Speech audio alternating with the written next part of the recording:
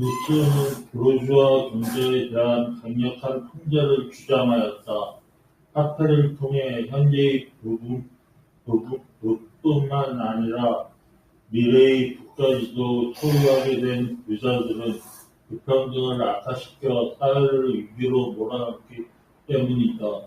따라서 사회통합을 위해서는 경제구조 혹은 시장에 대한 감시와 통제가 필요하다.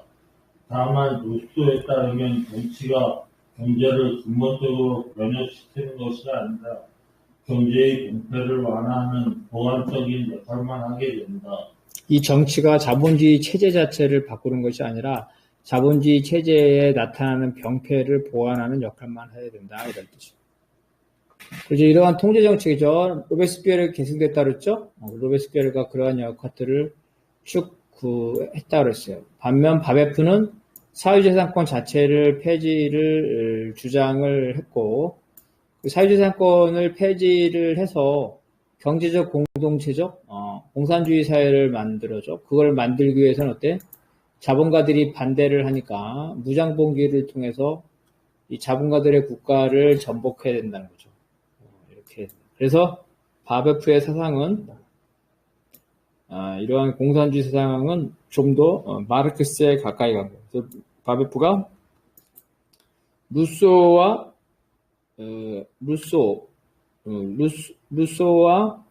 로베스피에르의 사상을 더 급진적으로 시켰다는 거예요. 루소나 로베스피에르는 사유재산의 문제점을 지적해서 그거를 보완하려고 했지만 바베프는 아예 사유재산 제도의 폐지를 주장을 했다는 겁니다. 그러면 자 어떻게 그 사유재산자의 폐지를 주장하고 어떻게 이 봉기를 했는지 자 그거를 한번 보겠어요. 그래서 프레타가 발생하는 거 아까 말했죠. 노동자와 자본가의 대립은 루소에서 말했어요. 농민이 생산수단을 잃어서 노동자로 전락해서 먹고 살기 위해서 자본가에게 자신의 몸을 파는 거죠. 이런 거죠. 막스가 이런 부분을 다 인용을 했어요. 그런 부분을 다 했고. 그래서 다수의 노동자들은 자기 몸을 팔아야 되죠. 결국은 유산자와 대립해, 사회적 대립, 계급 대립이 심하게 된다는 거예요. 이러한 사회에 불안이 형성되기 때문에 이걸 막기 위해서는 자기 몸을 팔지 않아도 되는 최소한의 즉 최소한의 평등이 있어야 된다는 거라는 거예요. 그래서 로베스피에르도 루소와 마찬가지로 재산이 없는 시민은 자유를 누릴 수 없다. 거죠. 그래서 사유재산의 문제점이죠. 사유재산의 문제점을 극복을 하려고 했다는 거예요. 그런데 이러한 무산자 계급,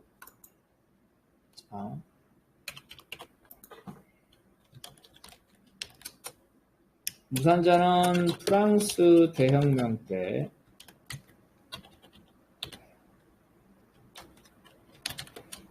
최대 다수는 제일 많은 사람은 뭘까요? 당연히 농민이겠죠. 무산자 중에. 자, 소작농이 제일 많겠죠. 인구를 치면. 소작농. 그 다음에 뭐가 있겠어? 하인들 있겠죠. 하인들. 그 다음에 종업원들. 그 다음에 공장이 얼마 없었으니까 노동자들이 있었을 거예요. 프랑스 대혁명 때. 1848년 당시, 공산당 선언 당시죠. 농민들은 토지를 분배받았죠. 프랑스 대혁명 시절에. 그래서 이제는 어떻게 됐냐면은 많은 게 하인, 그죠? 그 다음에 비슷비슷해. 종업원, 자영업자 종업원 말하는 거예요. 종업원.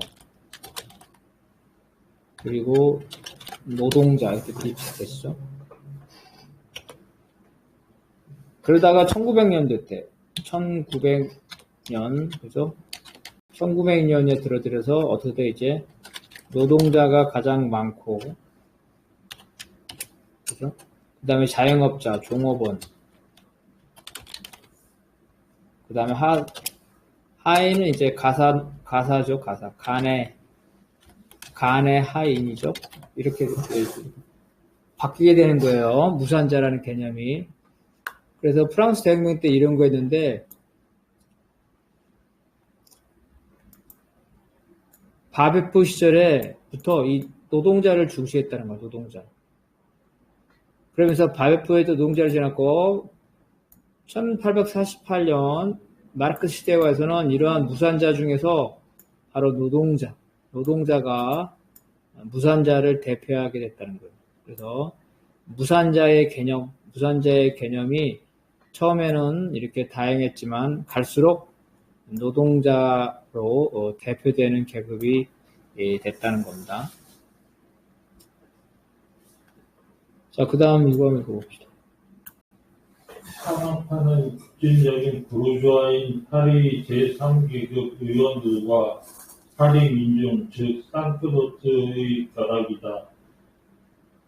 김사나 혼인에 따르면 산업화, 특히 에베르파는 지속적으로 상크로트를 선동하여 대중공개를 시도하였다. 상크로트의 공개는 왕당파와 공공공학파를 제거하려는 산업화에게 무력을 제공하였다. 자, 프랑스 혁명은 주로 어느 지역에서 나타난 거예요? 지역으로 치면. 응? 프랑스 혁명은 주로. 어느 지역 중심? 파리 중심으로 되겠죠? 파리 중심. 그 파리 중심인데 여기 듣냐면은 파리에서 선출된 의원들. 그죠? 그리고 이 의원을 찍은 유권자겠죠. 이 유권자인데 주로 민중들. 그죠? 민중들. 이렇게 됐다는 거예요. 이게 결합이야, 이게. 그래서 이 결합이 어떻게 돼? 이 결합이 파리에 선출된 의원들이니까 급진적인 정치인. 그리고 파리의 무산대중. 이렇게 결합된다. 이게 이미 프랑스 대혁명 당시에 산악파, 로베스피에르, 그죠? 에베르파, 이런 산악파들 써서 이런, 형태가 된 거야. 이 형태가 다시 바베프에 와서는 어떻게 바뀌냐면, 소수 혁명가, 플러스 무산대중이 된 거고, 그죠? 이것이 마르크스 시대에 와가지고는 사회주의, 그죠? 지식인, 혁명가죠. 플러스 무산대중 중에 다수가 노동자죠. 그 노동자로 바뀌게 되는 거예요. 그렇게 이렇게 혁명이 이런 형식으로 진행되는, 이렇게 혁명의 주체가 바뀌었다는 게 바로 프랑스 대혁명 시절에 이것들이 이렇게 발전해왔다는 거예요. 그래서 프랑스 대혁명 시절에 민중에는 가난한 자영업자도 있어서 가난한 자영업자들, 그런데 점차 노동자가 다수가 되기 시작했다는 거예요. 자, 요거 한번 읽어봅시다. 급진적 부르주아와 상크로트의 결합에 의한 대중공개는 바베프에게 평등주의자들과 무산 대중의 결합에 의한 무장혁명으로 발전하였다. 평등주의자들과 무산 대중의 결합이라는 바베프의 당 개념은 부오나르티, 블랑키 등의 신바베프주의자들에게 계승되었다. 1840년대 이후 프롤레타리아트가 성장하자 신바베프주의자들은 공산주의자와 프롤레타리아트의 결합에 의한 무장 공개를 시도하였기 때문에 1917년 러시아 혁명의 선구자로 평가받는다. 다만 바베프주의자들은 박사금비와 노동계급이 미성숙이라는 조건에 갇혀 대중적인 혁명전망을 달성하려고 하지 않았으며 무정부주의에 머물렀다. 네, 그래서 무산대중이죠. 이게 바로 프롤레타르라는 거예요. 그래서 프롤레타르가 무산대중이 그전에는 다양한 계급이 있었는데 이제는 노동계급이 가장 핵심이 되고 숫자도 가장 많아지면서 노동계급으로 바뀐 거예요. 무산자가. 과거에는 무산자가 여러 있었지만 이제는 노동자들이 그 무산자를 대표하면서 프롤레타트 하면 무산자 계급이에요. 노동 계급이에요. 프롤레타리아 하면은 개인 노동자 무산자고 이렇게 있다. 다만 바베프의 한계는 뭐냐면 그 당시에는 산업혁명이 되지 않았기 때문에 노동계급이 아직은 없었죠. 그래서 대중적인 혁명정당을 만들 수가 없었기 때문에 엘리트주의였다는 거고.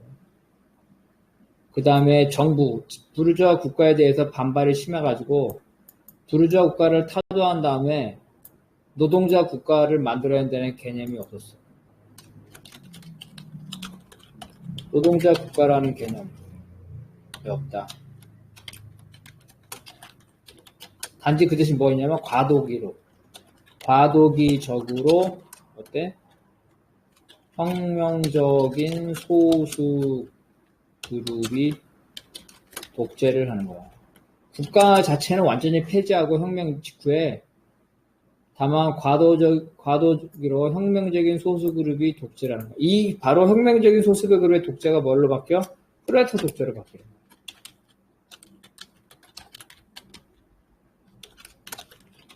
혁명적인 소수 그룹의 독재가 노동자 계급의 독재로 바뀌어요.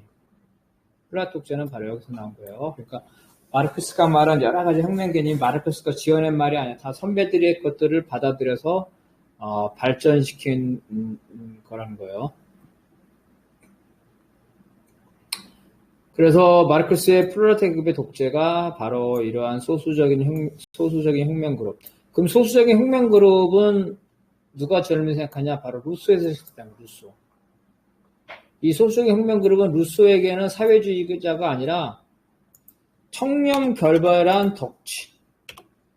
이 소수는 청렴결백한 그죠? 엘리트. 이게 이 소수야.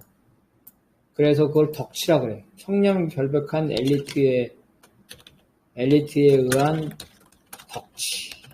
독재야 독재. 엘리트가 독재를 하는 거야. 그래서 독재 개념, 계급 독재의 개념은 루소부터 시작된 거예요.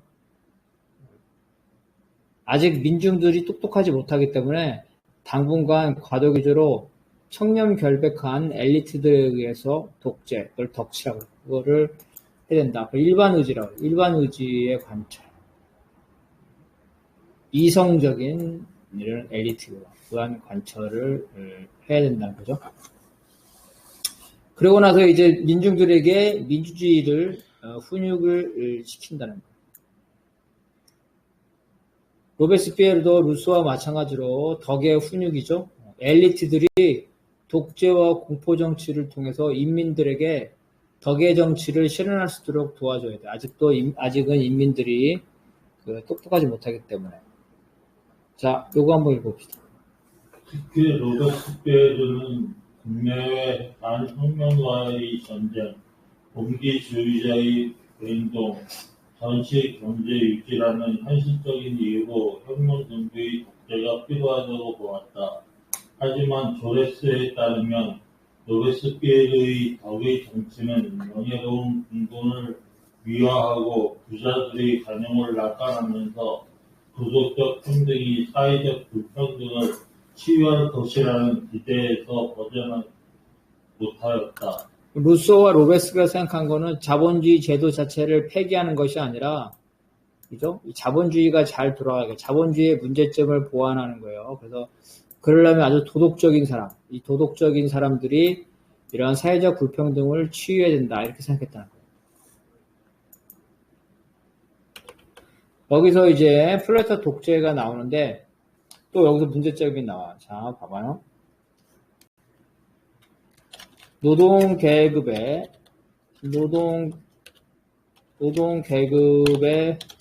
독재를 해야 되죠. 근데 노동계급의 독재는 현실에서 어떻게 나? 노동계급을 그죠? 노동계급을 대표하는 계급정당의 독재로 나타나죠? 계급 정당의 독재. 당의 독재야, 당의 독재. 근데 이 당의 독재는 어떻게 해나? 그 당의 의결구인, 당의 의결기구, 당대회죠. 당대회의 독재로 나타난다. 당대회가 매번 할 수가 없죠. 그러니까 중앙위원회 독재로 나타나요. 중앙위원회가 매번 할 수가 없죠. 정치국의 독재로 나타나. 정치국의 독재. 근데 정치국의 독재로 나타나는데 정치국에는 제1인자가 있어. 제1인자. 제1비서라고 합시다. 제1비서. 제1비서. 왜냐면 정치국이 항상 회의를 하는 것이 아니니까. 그래서 제1비서의 독재로 나타나. 이게 바로 스탈린주의의 문제점입니다. 이게 바로 프랑스 대혁명식이 됐다는 거야. 프랑스 대혁명은 노동계급이 아니라 인민의 독재죠. 덕의 독재. 인민의 독재인데 그 인민의 독재를 하려면 프랑스 의회죠. 의회. 그죠? 여기 저기. 프랑스 혁명식 때 보자. 프랑스 혁명 때는 인민의 독재. 인민의 독재는 인민이 모여있는 의회의 독재로 나타나. 의회의 독재. 의회의 독재. 인민을 의회가 대표하니까 의회는 항상 있는 게 아니죠. 그래서 의회는 상임위원회의 독재.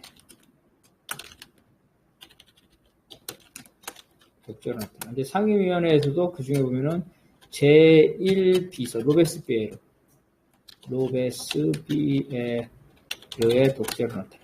그리고 로베스피에르는 자기가 독재라고 표현하죠.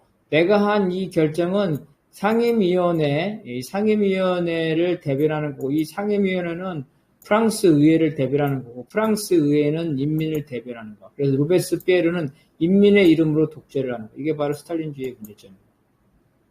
프랑스 대혁명 이런 것도 이미 다 이미 발생하고 있었던 거예요.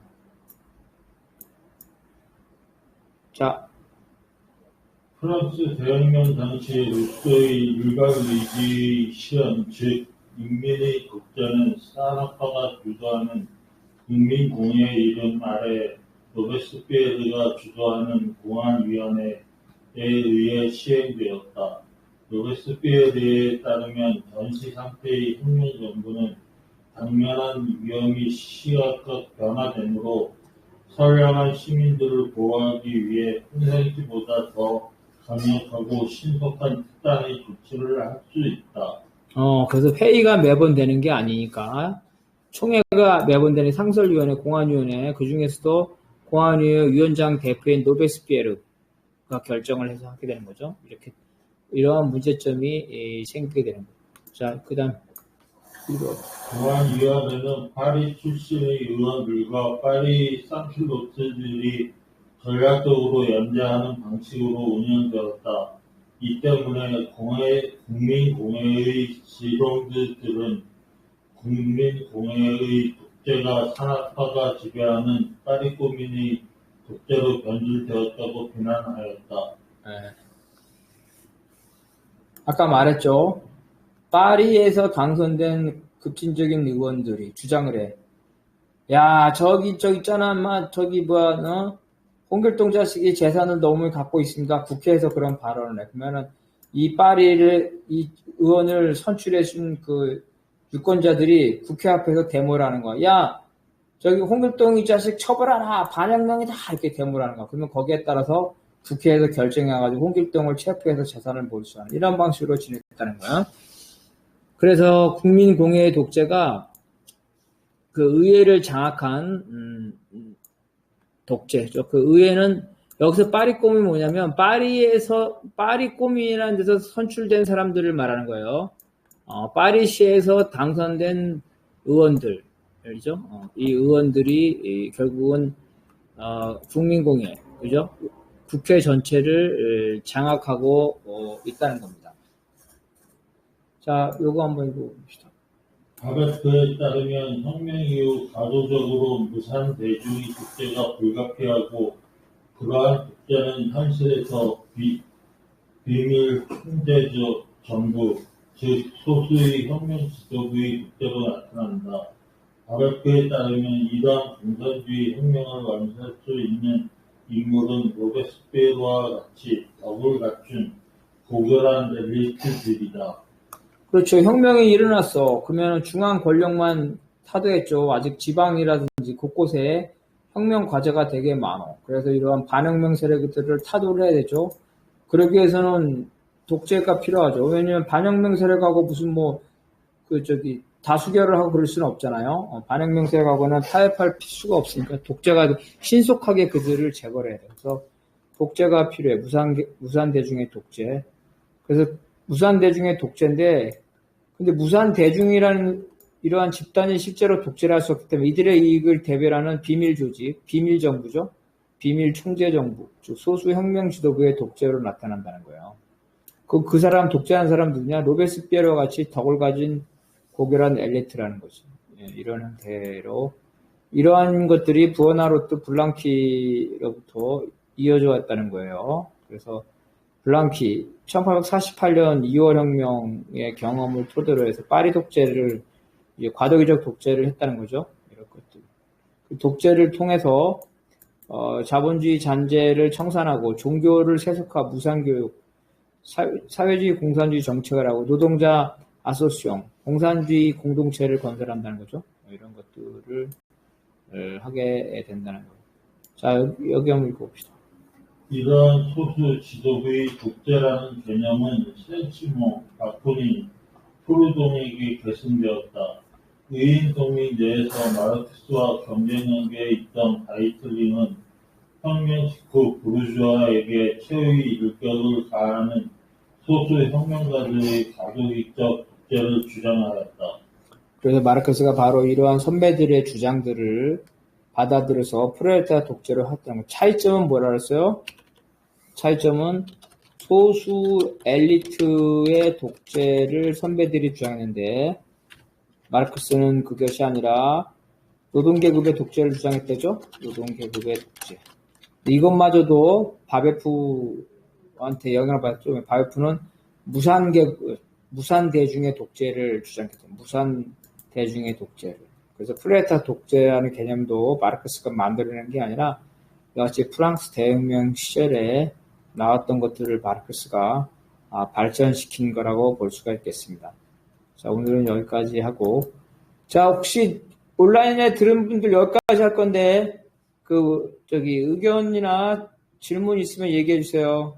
의견, 질문. 없어요? 없나 보네. 이양동지 뭐 의견이나 질문. 워낙 해설이 출중하시니까. 진짜? 네. 누가 얘기하려나 보다.